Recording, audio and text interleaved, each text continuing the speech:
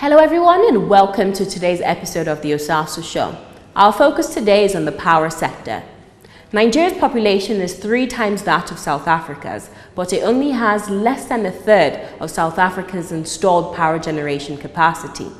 It is not only Nigerian consumers who are suffering, but their businesses as well, as power cuts in Nigeria have an adverse impact on the overall economy. At present, less than half of Nigeria's population has access to grid-connected electricity. It seems counterintuitive that one of the largest oil-producing and natural gas strongholds in the world struggles with providing power to its 182 million strong population. But in fact, no one, not even the elite, is immune to the failings of Nigeria's power sector. Nigerians, cut across all social and economic divide, have now adapted to dim and sparse streetlights as is seen in the Federal Capital Territory, Abuja.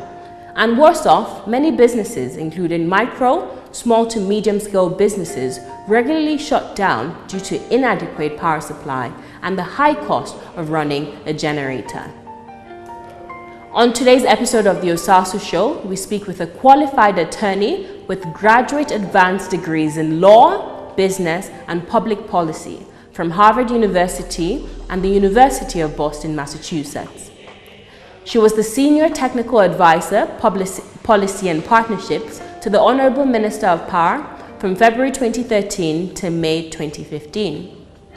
She was also Senior Advisor to Chairman CEO, Nigeria Electricity Regulatory Commission from August 2012 to January 2013. She was also the Special Assistant to the Coordinating Minister of the Economy and Minister of Finance from August 2011 to August 2012. She is a Desmond Tutu Fellow 2013 and a Dwight Eisenhower Fellow 2015. Find out who when we return from this short break. Don't go anywhere, and we'll be right back on the Osasu Show.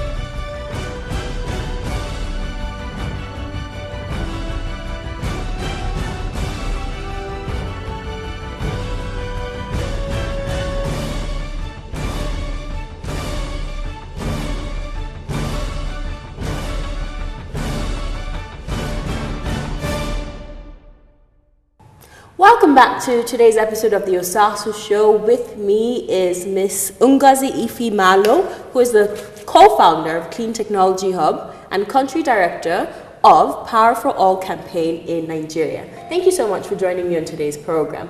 Thank you, Osasu. My pleasure. So in your opinion, what are 3 major obstacles affecting the power sector in Nigeria? I think one of the major things is financing. You see a lot of the distribution companies having problems, first with collections, having been over leveraged in terms of how those assets were bought and sold. Many of them haven't quite been able to get enough of their customer base paying in a way that can help them pay back their loans in good time. The other thing that has happened over time is a lot of the inconsistent policies that we've had. I think that's changing. I think the policy framework in the sector is clearer now. But those inconsistencies of the past has created decades of mistrust, so that investors who should be coming into the sector should have been in the sector the past 10, 15, 20 years are still shy and wondering whether these ones would last.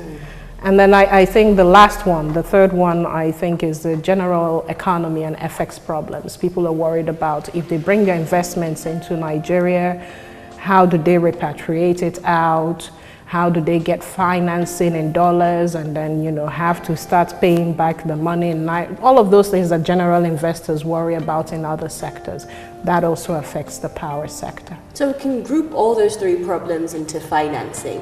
Yes. I recently had a conversation with a colleague of mine, and she revealed to me that we actually generate enough power, but the distribution is where the issue is in Nigeria. So that means we're generating enough power to distribute to the entire country, but we're not doing that because of proper billing and balancing, right? I think the weakest link in the power value chain is in the transmission sector, not so much the distribution. I mean, the distribution has its own problems, some of which I just listed. Yes, we do generate a lot of power. I mean, even the problem with our generation capacity, I think there's been figures I've seen that says we're about 10,000 megawatts. We could generate at least 10,000 megawatts based on all of the power turbines that we have, especially if they're running at full capacity. Problem is wheeling them out to the distribution networks.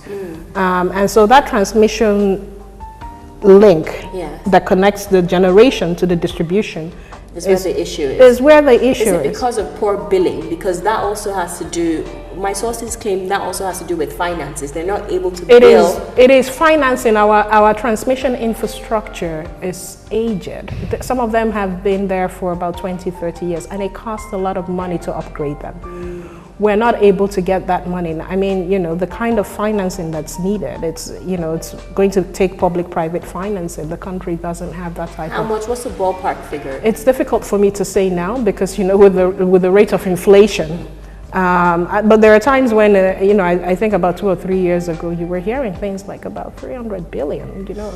That's a huge amount of money to upgrade, you know, the entire country's transmission infrastructure. Okay, Nigeria's current power supply is from a mixture of sources. We have thermal power, which is mainly oil and gas, which constitutes about 82% of our power generation, while hydropower is made up of 17.8%. If we diversify to solar and wind energy, like the global community is asking us to do, what are the chances this will solve our epileptic power supply?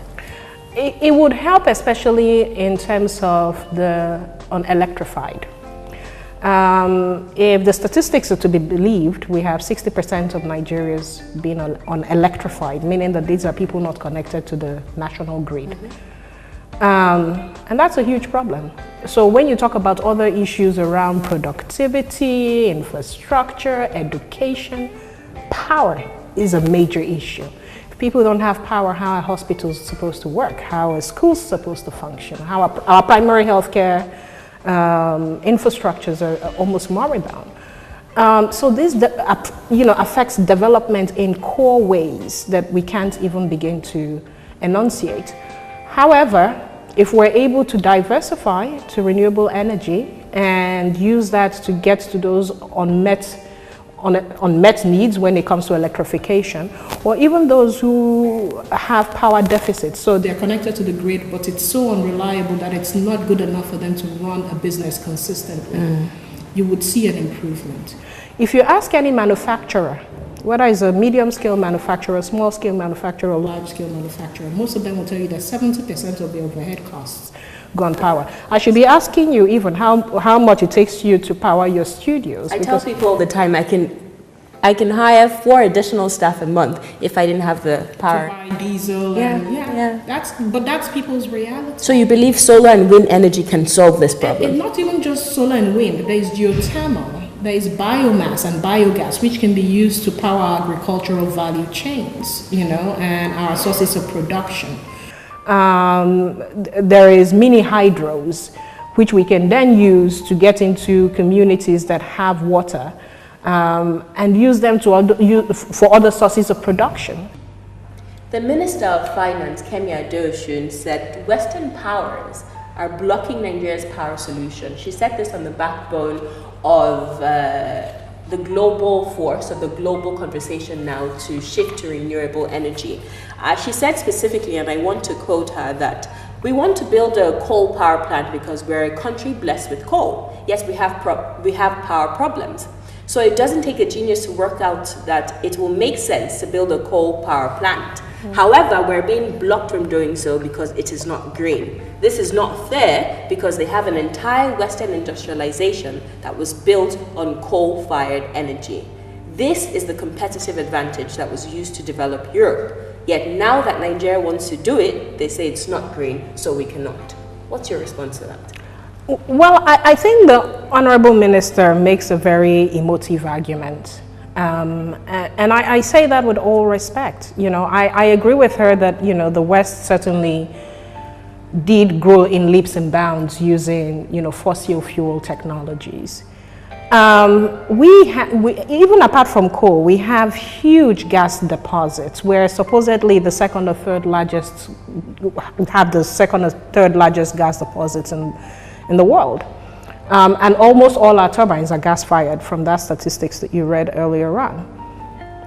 We're never going to stop using fossil fuel. That's the truth. It's not going, as long as these things are in the ground, we're not going to use it.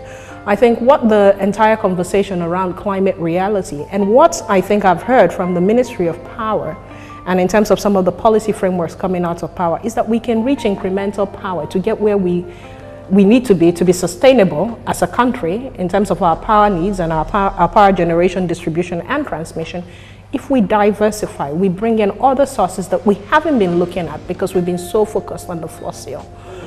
But remember also that a lot of these countries, part of our climate reality in Nigeria is that there is, you know, issues around climate change. We feel it every day. We can't ignore those things because they're going to affect our children, our grandchildren's future.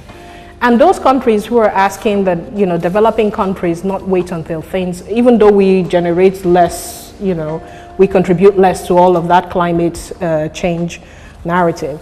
But we shouldn't wait until our own environments are completely destroyed, like what's happened in the Niger Delta, with what's happened in some of the coal communities where they've been extracted, to actually begin to put in place checks and balances to make sure that these things don't hit us when it's too late. So that's my answer to her, that we can actually do both. We can walk and chew gum. We can actually address issues of climate change, but, you know, also put in issues around extractive governance at the same time. Yes. So that, you know, those two things are making sure that people's livelihoods, whether it's fishery, whether it's farming, continue to be sustainable for another 100. We're losing land, we're losing wetlands in Nigeria. That's the truth. Yeah. We're shrinking. Diversification is the answer. Yes. Okay. Back to the statistics. Nigeria's population is 3 times that of South Africa's, but it only has less than a third of South Africa's installed power generation capacity. Yes. A recent argument came up with the Big Brother Naija house, or the show, where it was meant to be based on, you know, Nigerians. Big Brother Naija, right? Yeah. Obviously, Big Brother Nigeria. Yes. And it was shot and filmed in South Africa, mainly due to our power inconsistency. Yes. What's your take on that? I think that's a national embarrassment. I mean, and we should be holding firms like DSTV and MCN into account. But can you blame them? No, I can't. But this is where they should have done a bit of innovative thinking. There are architects in Nigeria who are actually building greenhouses, houses that are run completely 100% on solar. There's one like that in Abuja, here in Guzape. It's been off-grid for about 2 years now, by Yusuf Suleiman. And it's running on wind and solar completely. If you needed a house where there would not be any power cuts for 24 hours a day for a period of 3 or 4 months, well, go renewable. There are houses like that. And I know that some people are looking for people to buy those houses. There are estates that are coming up from Abuja to Lagos to Kano, where it's completely off-grid estates. The popular argument about renewable energy is that it's expensive, especially solar energy. The upfront costs are high. I'll admit that, yes. But, you know, a lot of the things that we see in the market, especially amongst the developers and distributors, is that they're doing a lot of pay-as-you-go systems. So people can pay instrumentally for what they use and how they use it. But would they still solve the mass power problem? We're talking about a population where 70% of 182 million people are living below the poverty line, $1 a day. How are they going to afford renewable energy? It's been done in other countries. We should look at models that have been done, that have happened in Kenya and Tanzania. But that's with the help of government subsidies, though. No, we don't even want subsidies. As Power for All, and I will speak as Power for All now, we don't even want, the only place we think subsidies should come in in the renewable energy sector is for mini grids, because it's been shown from time after time that without adequate subsidy that mini grid developments can't really take off. But if it's for standalone home systems, community electrification and all of those things, pico solar, we don't want middlemen. With the subsidy regimes we've had in Nigeria have not worked. Kerosene subsidy was to help poor people. It hasn't worked. We know the scandal that happened around diesel subsidy. We just don't want to create another. Yes, pay as you go, small, very little by little, what you can use, what you can afford. And if all you can afford to buy is 5 hours of light a day, well, then so be it. So maybe that's going to be you. From your calculation, a household that's making $1 a day, that's 365 naira a day. How much are they paying for kerosene and the candles? Because they're using something to light their ways in their homes anyway. Those are the trade-off costs that you have to do to find out what they can afford. And if they're able to afford 5 hours of steady electricity a day, is it going to help them start a business where they can increase their income from that $1 a day to $3 a day? So these are some of the economic calculations. And in communities where you have seen people adopt renewable energy, you've seen the whole community change. There are new businesses, cottage industries that start to spring up in those communities. Okay. One of the 17 Sustainable Development Goals set in place by the United Nations is to ensure access to affordable, reliable, sustainable, and modern energy for all by 2030. I see you're smiling. At present, less than half of Nigeria's population has access to grid-connected electricity. Yeah. Do you believe this is feasible by 2030? For Nigeria? For Nigeria. I will say we have a long way to go. I'll be honest. I mean, we have a long way to go. But this is where government should come in. There are ways to unlock the barriers to actually help this sector take off. Aside from subsidy? Outside of subsidies, remove the taxes and tariffs. To give you an example, when you talked about the high cost of solar, to bring in panels, government put in a policy that, you bring it in at 0 tariff. Great, yay. To bring in batteries, I think it's 35% or 40%. Well, you cannot bring in solar panels without bringing batteries. What's going to be the use of it? So obviously there's a 40% tax. I'm bringing in these things. And how does that affect the bottom line cost for the people who actually go and do the installations, the engineers, the developers, the distributors? It affects. So it can make it cost anything from 1,000 to 9,000 naira. Those are the opportunities. So when in Tanzania and Kenya, that's what they did. The government just eliminated 0 taxes and tariffs. Bring the stuff in less electrified communities. And that's why you could see things just sort of taking off in those countries. That's what we should do. Okay, very lastly, what is your overall assessment of, it's been 2 years since President Muhammadu Buhari took office.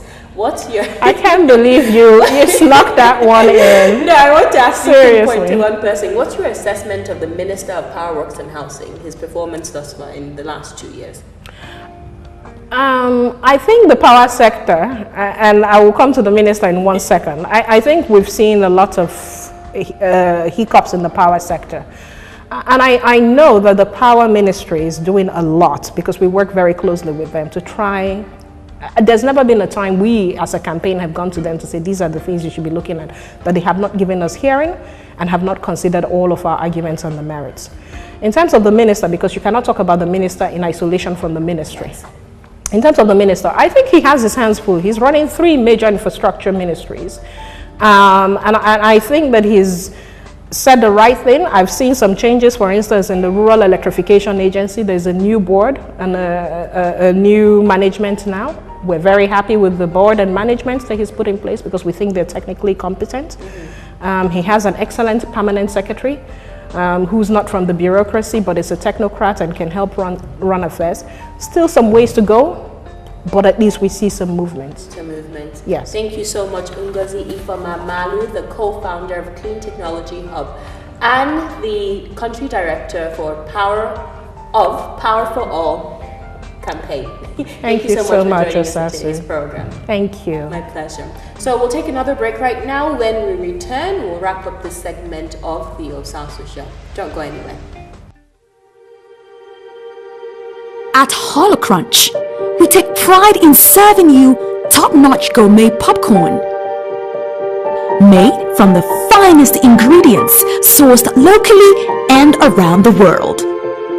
fluffed and coated in our sweet, sweet caramel.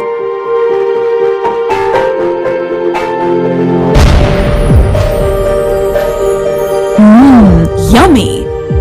With our vast variety of flavors ranging from sweet to savory, caramel, coconut caramel, sweet and salty, confetti, and lots more. You are spoiled for choice.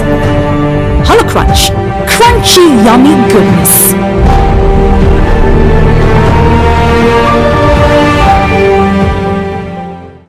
It's over 3 months now. I don't see light with my eye. It's only one day I receive light since 7 to 4 in the AM. From that day I didn't see light. NEPA come, I pay up to 16,000 for only one day. I tell NEPA to remove their electric wire from my house because there is no light. Niger now who they give them light. Then they get light 24 hours. I've been in Niger. I've been in Ghana. Now who they supply them light. Now who they give them. How we go get food? We will not chop belly food. We they give neighbor.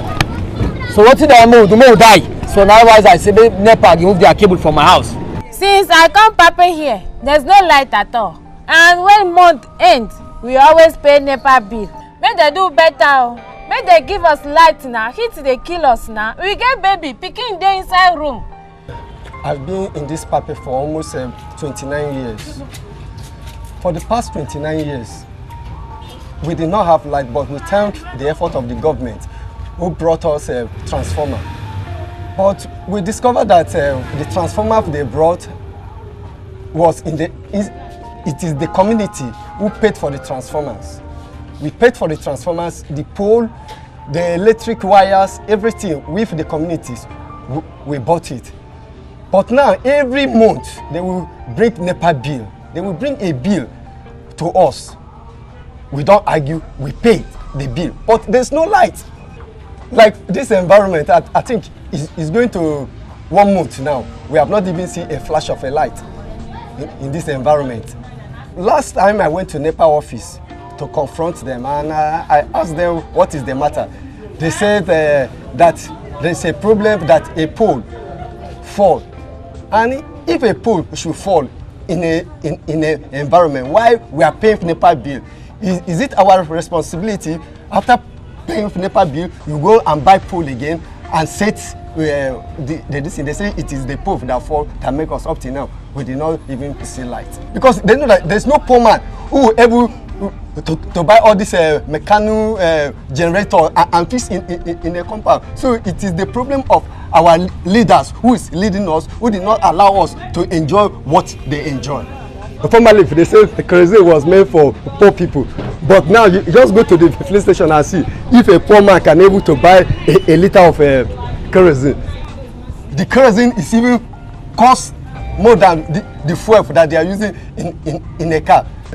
Like me, I use so-called I pass my neighbor every day, every night, because I can't own it in the afternoon. I own it in the evening time. I spend not less than 700 naira. It is evident from our discussions today that solving the issues in regards to Nigeria's power sector is not a one-day sprint. However, it can be done through sheer will and competence. Is the Honorable Minister of Power, Works and Housing, Babatunde Raji Fashola, capable of achieving this great feat before 2019? I think so. But from the blacked out streets in Abuja to the blacked out villages in Ekpoma and Dangoma, Nigerians are not asking for much when they demand Fashola must do more. That's it for today's program. To further this discussion, you can follow us on social media at The Osasu Show, at TOS TV Network, and at Osasu Igbenedion on Instagram, Facebook, and Twitter. To read my opinion articles and my personal opinion in general on this subject matter and others, you can visit my personal website, www.osasuigbenedion.com.